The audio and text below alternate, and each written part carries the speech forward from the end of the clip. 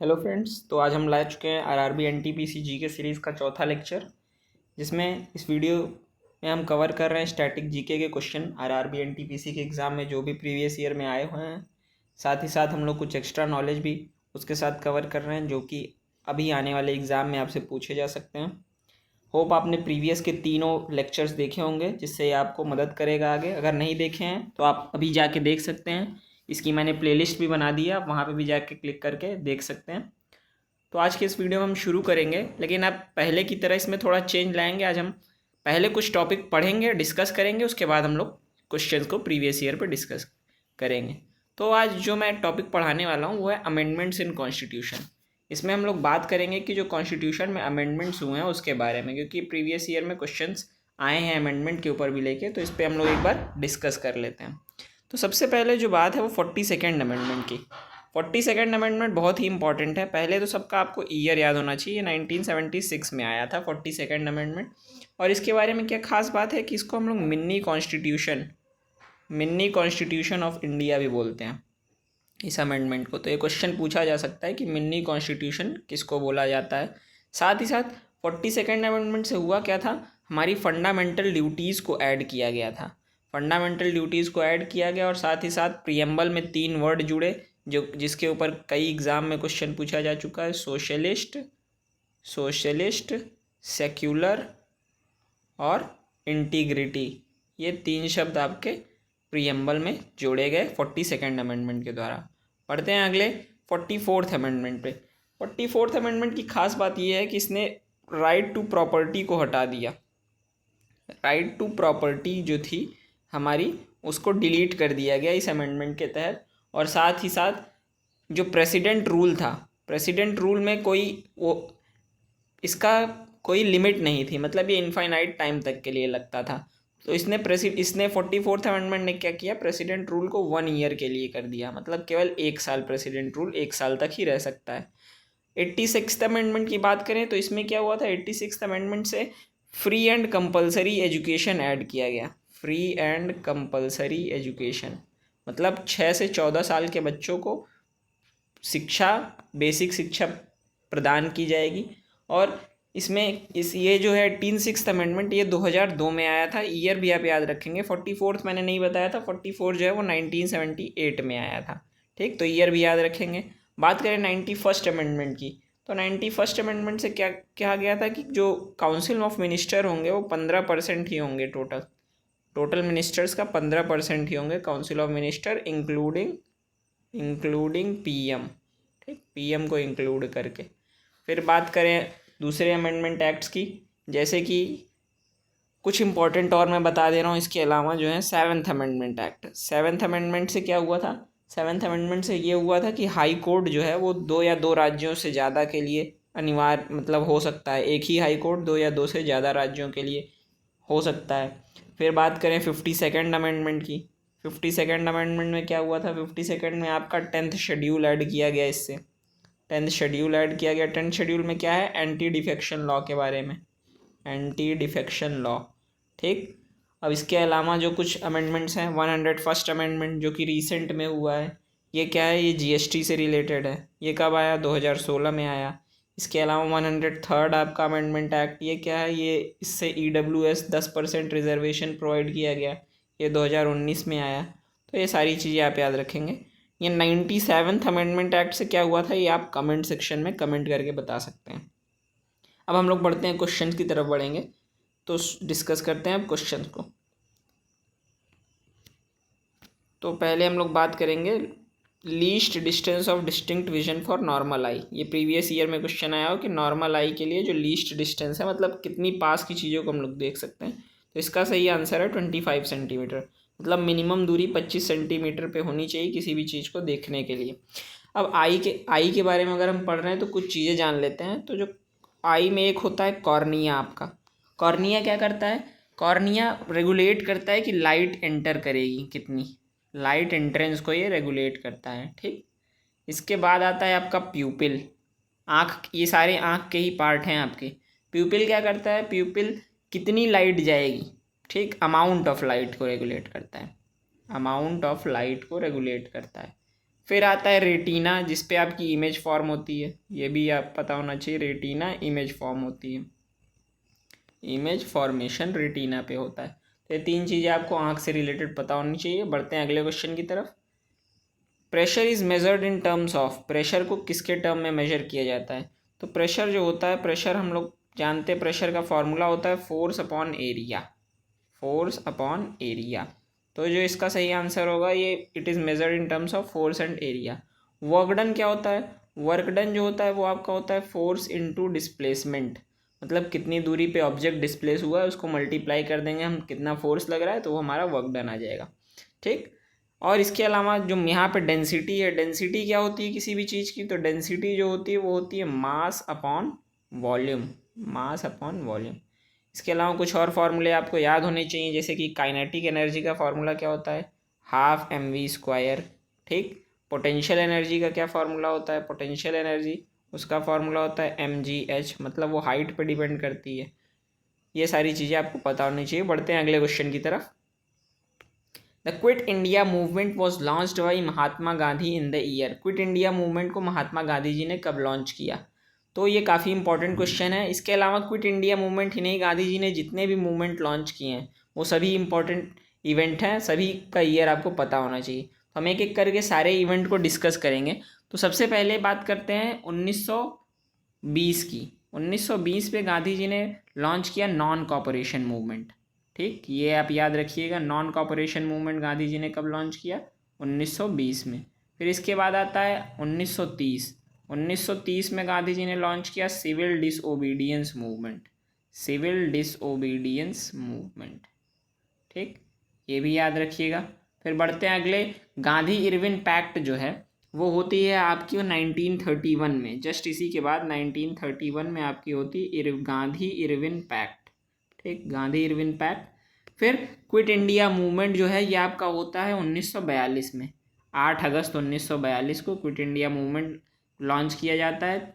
इक्रिप्स mission के failure के बाद ये मूवमेंट लॉन्च किया जाता है। ठीक, बढ़ते हैं अगले क्वेश्चन की तरफ।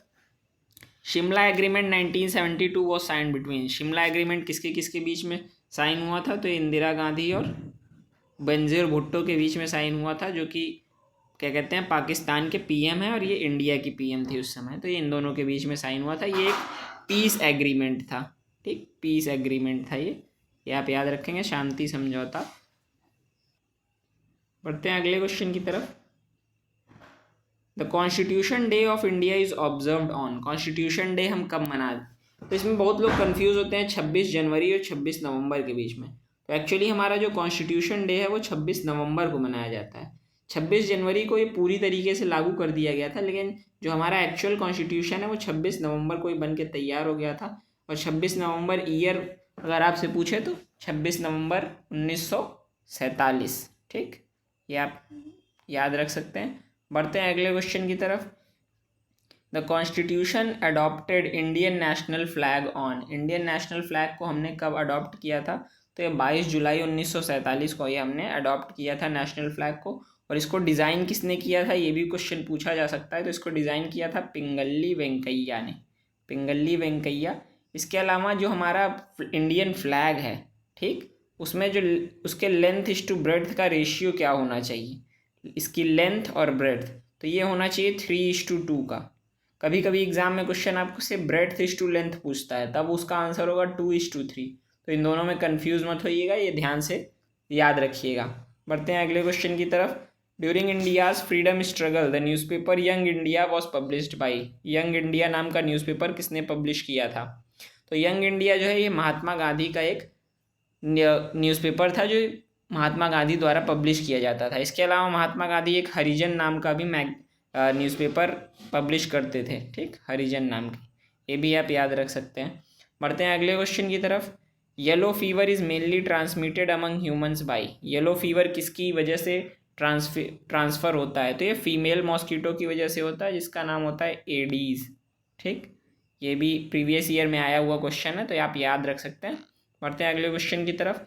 Which of the following does not share boundary with Myanmar, Myanmar के साथ कौन बाउंड्री शेयर नहीं करता है? तो म्यांमार के साथ कौन कौन बाउंड्री शेयर करता है? पहले तो अरुणाचल प्रदेश, आपका अरुणाचल प्रदेश शेयर करता है। फिर उसके बाद आपका नागालैंड शेयर करता है, नागालैंड भी आपकी इसके साथ बाउंड्री शेयर करता है। फिर आपका मिज़ोरम शेयर करता है, मिज़ोरम। फिर उसके बाद आपका मणिपुर भी शेयर करता है, मणिपुर। तो इसमें देख रहे हैं आप मणिपुर, मिज़ोरम, नागालैंड, तो ये तीनों ही शेयर करते हैं। इसके अलावा अरुणाचल भी शेयर करता है। और इसमें पूछा है डज नॉट शेयर, तो इसका सही आंसर हो जाएगा असम आपका शेयर नहीं करता म्यांमार के साथ बाउंड्री। और म्यांमार के साथ जो बाउंड्री है वो टोटल उसकी लेंथ जो है 1643 किलोमीटर है। ठीक, ये भी आप याद रख सकते हैं। म्यांमार के अलावा कुछ इंपॉर्टेंट और कंट्रीज़ का हम लोग जान लेते हैं। पहला तो बांग्लादेश, जिसके साथ हम लॉन्गेस्ट बाउंड्री शेयर करते हैं। ये भी क्वेश्चन पूछा जा सकता है कि लॉन्गेस्ट बाउंड्री हमारी किसके साथ है, बांग्लादेश के साथ है, जिसकी लेंथ जो है वो अराउंड 4000 किलोमीटर से अबव है, 4000 किलोमीटर प्लस। इस समय एग्जैक्ट मुझे याद नहीं है। वो बांग्लादेश के साथ कौन कौन से राज्य शेयर करते हैं, आसाम शेयर करता है, त्रिपुरा शेयर करता है, ठीक, मिज़ोरम शेयर करता है और मेघालय शेयर करता है। ये चार राज्य बांग्लादेश के साथ बाउंड्री शेयर करते हैं। बढ़ते हैं अगले क्वेश्चन की तरफ। The planet Mars is also known as, Mars को किस नाम से जानते हैं? तो ये तो बहुत फेमस क्वेश्चन है, आप सभी को पता होगा। मार्स को किस नाम से जानते हैं? इसको रेड प्लैनेट कहते हैं।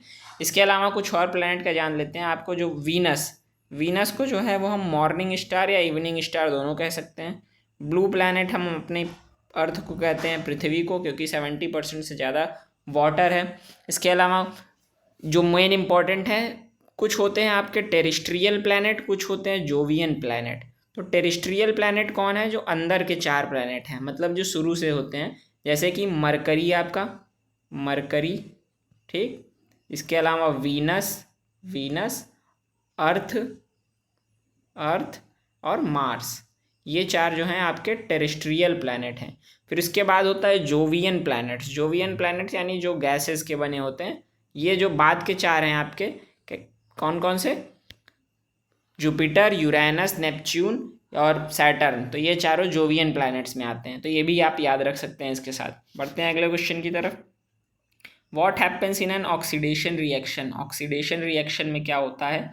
तो ऑक्सीडेशन रिएक्शन जो है ये, इसमें आपका जो है इलेक्ट्रॉन लॉस्ट होता है, ठीक, इलेक्ट्रॉन्स आर लॉस्ट। और या फिर हम लोग इसको दूसरे टर्म में कह सकते हैं गेन ऑफ ऑक्सीजन, ठीक। ऑक्सीडेशन जैसा कि नाम ही है, तो ऑक्सीजन हमारा आ रहा है, गेन ऑफ ऑक्सीजन। या फिर हम लोग कह सकते हैं लॉस ऑफ हाइड्रोजन। तो इसे 3 तरीके से डिफाइन किया जा सकता है, इलेक्ट्रॉन का लॉस होना, या ऑक्सीजन का गेन होना, या हाइड्रोजन का लॉस होना। इन तीनों को हम लोग ऑक्सीडेशन रिएक्शन कहते हैं। और ऐसा रिएक्शन जिसमें ऑक्सीडेशन और रिडक्शन दोनों साथ में हो रहा है, उसको हम लोग रिडॉक्स रिएक्शन कहते हैं, ठीक। बढ़ते हैं अगले क्वेश्चन की तरफ। Hornbill festival is celebrated in, तो हॉर्नबिल बहुत ही फेमस फेस्टिवल है। ये कहाँ पे, किस राज्य में मनाया जाता है? तो हॉर्नबिल फेस्टिवल जो है ये आपका नागालैंड का बहुत ही फेमस फेस्टिवल है, और काफ़ी न्यूज़ में रहता है ये जब भी सेलिब्रेट किया जाता है। इसके अलावा जो नागालैंड में है आपका, एक मोआत्सू फेस्टिवल भी मनाया जाता है, मोआत्सू फेस्टिवल क्या बात है, क्या खास बात है कि इसको मोआत्सू ट्राइब वाले सेलिब्रेट करते हैं। मोआत्सू ट्राइब मतलब ट्राइबल पीपल का ये एक्चुअली फेस्टिवल है, इसको मनाते हैं। फिर असम की बात करें, असम के कुछ आपको फेस्टिवल पता होने चाहिए। असम में जो एक है आपका मैंगमोंग फेस्टिवल, जो क्या है आपका सितंबर में क्रॉप हार्वेस्ट से रिलेटेड है, ठीक। ये बिहू नाम का भी होता है। ये बिहू डांस आपने सुना होगा ना, बिहू डांस असम का है। बिहू एक फेस्टिवल भी है जो कि असम का है। ये मैंगमोंग जो है ये एक्चुअली नागालैंड का फेस्टिवल है, इसमें मिस्टेक हो गई है गलती से, मुझे लग रहा है। मैंगमोंग जो है ये नागालैंड का फेस्टिवल, आप याद रखेंगे। मोआत्सू और मैंगमोंग ये आपके नागालैंड के फेस्टिवल्स हैं। आसाम का बिहू नाम का ये फेस्टिवल है, आप यही एक याद रख सकते हैं। ये जो बिहू फेस्टिवल है अप्रैल एग्रीकल्चर के समय ये मनाया जाता है, ठीक। बढ़ते हैं अगले राजस्थान की। अगर हम लोग बात कर रहे हैं राजस्थान के कुछ इंपॉर्टेंट फेस्टिवल की, तो राजस्थान में कलबेलिया नाम का एक फेस्टिवल मनाया जाता है, काफ़ी इंपॉर्टेंट है। इसमें सपेरा डांस होता है, सपेरा डांस जो कि बहुत ही इंपॉर्टेंट है और काफ़ी फेमस है ये सपेरा डांस। उड़ीसा की बात करें तो उड़ीसा का आप रथ यात्रा याद रख सकते हैं। रथ यात्रा मतलब वहाँ का काफ़ी पूजा वाले फेस्टिवल मनाए जाते हैं, तो आप अगर आएगा तो वो भी कर लेंगे। तो बस ये राजस्थान का कलबेलिया जरूर याद रखिएगा। बढ़ते हैं अगले क्वेश्चन की तरफ। Recently who has been awarded the prestigious 2024 SASTRA Ramanujan prize. अब क्या किया है मैंने इस वीडियो में, कुछ करंट अफेयर्स के टॉपिक भी कवर कर दिए हैं, ठीक, जिससे क्योंकि करंट अफेयर्स स्टैटिक जीके तो केवल आने वाली नहीं है, तो हम साथ साथ अब क्या करेंगे कि करंट अफेयर्स के भी कुछ क्वेश्चन इसमें इंक्लूड कर लिया करेंगे, जिससे आपकी हेल्प हो जाए, साथ ही साथ करंट अफेयर भी तैयार होता रहे। तो ये हाल ही में न्यूज़ में रहा था कि शस्त्रा रामानुजन प्राइज़ ये किसे मिला है, तो इसका सही आंसर है अलेक्जेंडर डुन को मिला है, ठीक। ये आप याद रख लेंगे कि ये करंट अफेयर है, तो इसमें ज़्यादा कुछ रिलेट नहीं करना है हमें, सीधे आप आंसर देख के पढ़ते जाएंगे बस, और कुछ नहीं। अगला क्वेश्चन जो है, पेंच टाइगर रिजर्व, ये न्यूज़ में था, तो ये कहाँ पे है? पेंच टाइगर रिजर्व जो है ये महाराष्ट्र में लोकेटेड है, इसकी लोकेशन याद रखेंगे, न्यूज़ में रहा है। अगले क्वेश्चन की बात करें, recently which country became a new member of BRICS new development bank, तो ये भी इंपॉर्टेंट है, न्यू डेवलपमेंट बैंक का कौन मेंबर हाल ही में बना है? तो अल्जीरिया। ब्रिक्स में काफ़ी कंट्रीज़ को बुलाया गया था, ये न्यूज़ में रहा था, 13 कंट्रीज़ को बुलाया गया था ब्रिक्स की मीटिंग में, और ये न्यूज़ में काफ़ी रहा है। ब्रिक्स काफ़ी इंपॉर्टेंट ऑर्गेनाइजेशन है एक तरीके से, इसमें ब्राज़ील, रशिया, इंडिया, चाइना और साउथ अफ्रीका, ये 5 कंट्रीज़ अभी तो वर्क कर रही हैं, लेकिन और भी कंट्रीज़ इंक्लूड होंगी। ये पहले साउथ अफ्रीका जो है ये आपको 2010 में इसने ज्वाइन किया था, ठीक। इनिशियली केवल 4 मेंबर थे, ब्राज़ील, रशिया, इंडिया और चाइना, बाद में साउथ अफ्रीका का इंट्रोडक्शन हुआ और ये ब्रिक्स बन गया। बढ़ते अगले क्वेश्चन की तरफ, Nitesh Kumar who won gold at Paralympics in 2024, तो ये जो गोल्ड मेडल से रिलेटेड क्वेश्चन है ये तो ज़रूर इंपॉर्टेंट है, ये बैडमिंटन से एसोसिएटेड है, लेकिन आपको ये भी पता होने चाहिए और भी जिन्होंने गोल्ड मेडल जीते हैं पैरालंपिक्स में, तो इसको मैं डिस्कस कर लेता हूँ एक खाली पेज पे नीचे। हाँ, तो यहाँ पे डिस्कस कर लेते हैं हम लोग पैरालंपिक्स में जो इस बार 2024 में गोल्ड मेडल जिन्होंने जीता है, ठीक, वो हम लोग डिस्कस कर लेते हैं, पैरालंपिक्स में गोल्ड जीतने वाले। तो पहली हैं अवनी लेखरा, ठीक, ये तो सभी को पता होगा, अवनी लेखरा के बारे में काफ़ी न्यूज़ में रही थी। तो ये एसोसिएटेड किससे हैं? तो ये शूटिंग से एसोसिएटेड है, ठीक, शूटिंग से एसोसिएटेड है, इन्होंने 10 मीटर एयर राइफल में गोल्ड मेडल जीता। फिर इसके बाद है Sumit until, Sumit until, Sumit until जो है ये जेवलिन थ्रो से एसोसिएटेड हैं, जेवलिन थ्रो से, और इन्होंने भी गोल्ड मेडल जीता। ये किस स्पोर्ट से एसोसिएटेड है, ये मोस्ट इंपॉर्टेंट है, बाकी मैं अभी आपको केवल गोल्ड जो जीते हैं वही नाम बता रहा हूँ, क्योंकि वरना काफ़ी हेक्टिक हो जाएगा, 29 प्लेयर्स का नाम याद रखना, ठीक। अभी गोल्ड वाले आप याद रख कर लीजिए, उतना काफ़ी होगा। फिर इसके अलावा धर्मवीर, धर्मवीर एक एथलीट है, इन्होंने क्लब थ्रो में गोल्ड मेडल जीता, ठीक, क्लब थ्रो में, ये एथलेटिक्स से एसोसिएटेड है, अगर एथलेटिक्स ऑप्शन होता है तो उसमें। फिर नवदीप सिंह, ये काफ़ी चर्चा में भी रहे थे, आपने देखा होगा, इनकी हाइट काफ़ी छोटी है पर इनका थ्रो काफ़ी ऊंचा लंबा था, तो ये भी जेवलिन थ्रो से एसोसिएटेड है, और ये काफ़ी चर्चा में रहे थे, मशहूर हो गए थे, क्योंकि इन्होंने थ्रो करने के बाद कुछ अच्छे शब्दों का प्रयोग किया था। ये 4 के अलावा 2 और नाम याद कर लीजिएगा, एक तो क्वेश्चन में ही मैंने बताया था कि नीतीश कुमार जो कि बैडमिंटन से एसोसिएटेड है, उन्होंने जीता है, और एक और नाम जो है वो है हरविंदर सिंह जी, हरविंदर सिंह जी, जिन्होंने जीता है आर्चरी में, ठीक, आर्चरी में जीता है इन्होंने। फिर प्रवीण कुमार एक हैं, प्रवीण कुमार, इन्होंने हाई जंप में जीता है, ठीक, हाई जंप। तो ये इतने नाम आपको याद होने चाहिए, और ये किस स्पोर्ट से एसोसिएटेड है ये भी जरूर याद होना चाहिए, ठीक है। बस बाकी बचे हुए हम लोग क्वेश्चन को जल्दी जल्दी डिस्कस कर लेते हैं। Durand cup is associated with, Durand cup किससे एसोसिएटेड है? तो ये जो है आपका ये खेल है, ये फुटबॉल से एसोसिएटेड है। इसके अलावा कुछ और, ईरानी कप जो है आपका, विजय हजारे ट्रॉफ़ी, विजय हजारे ट्रॉफ़ी ये न्यूज़ में रही थी, ये किससे एसोसिएटेड है? ये आपका क्रिकेट से एसोसिएटेड है, ठीक। रणजी ट्रॉफ़ी, रणजी तो आपने सभी ने सुना होगा, ये भी क्रिकेट से एसोसिएटेड है, ये दोनों भी याद रख सकते हैं। अगले क्वेश्चन की तरफ बात करें, the first Indian communication satellite, communication satellite, actually first Indian satellite की बात मेरे हिसाब से क्वेश्चन में कुछ गलती है। फर्स्ट इंडियन सेटेलाइट जो है वो आर्यभट्ट था। ये स्टैटिक जीके का क्वेश्चन है, आप याद रख सकते हैं। अगर आपसे फर्स्ट कम्युनिकेशन सेटेलाइट बात करें, फर्स्ट कम्युनिकेशन सेटेलाइट, अगर इंडियन ना बस केवल कम्युनिकेशन सेटेलाइट की बात करें, तो वो टेलीस्टार था, टेलीस्टार 1। अगर फर्स्ट इंडियन कम्युनिकेशन सेटेलाइट की बात करें तो वो एप्पल नाम का था कोई, और इसका फुल फॉर्म मुझे नहीं याद है, पर उसका शॉर्ट फॉर्म एप्पल था। यहाँ पे होगा actually question, the first Indian satellite was, तो ये आर्यभट्ट इसका सही आंसर होगा। बढ़ते हैं अगले क्वेश्चन की तरफ। सेफ्टी मैचेस कंटेन, जो आप माचिस जलाते हैं उसमें एक्चुअली में क्या वो होता है? तो इसमें फॉस्फोरस होता है, और स्पेसिफिकली बताऊँ तो रेड फॉस्फोरस होता है, ठीक। रेड फॉस्फोरस है जो जलने में मदद करता है आपके मैचेस को। बात करें अगले क्वेश्चन की तरफ, the first attempt to calculate national income, मतलब पहला नेशनल इनकम निकालने का तरीका, पहला किसी ने जो भी अटेम्प्ट किया वो एक्चुअली दादा भाई नौरोजी थे। इन्होंने पहला अटेम्प्ट किया था नेशनल इनकम को निकालने का कंट्री के। तो इस वीडियो में बस इतने ही हैं। बाकी आपको बताइए, आप कमेंट करके अपने कुछ व्यूज़ शेयर कर सकते हैं अगर आपको कुछ और इंक्लूड कराना है इसमें वीडियो में। और अगर आपको वीडियो अच्छा लग रहा हो तो ज़रूर से ज़्यादा लोगों तक शेयर कीजिएगा। और पुराने वीडियो जो 3 पुराने लेक्चर हैं उसको ज़रूर देख लीजिएगा, वो आपकी हेल्प करेंगे। होप ये वीडियो सीरीज़ आपके लिए हेल्पफुल हो। Thank you.